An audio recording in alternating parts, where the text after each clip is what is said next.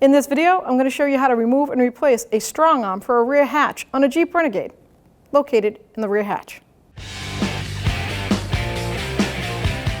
So once you open the hatch, you'll locate each strong arm, one on the left, one on the right. They're identical, and you'll see that it is facing downward, meaning the gas tube is on the top. So you want to install it the same way. Small, flathead screwdriver.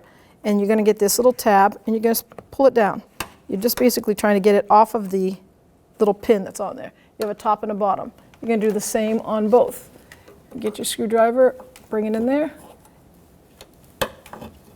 and just make sure it's not holding it in. That's perfect. Now you can have someone hold the hatch for you, or you can use one hand holding it and then disconnect completely. It just falls right off. Take your new one, line it up, just push it on, and then let's twist it and push the top one on.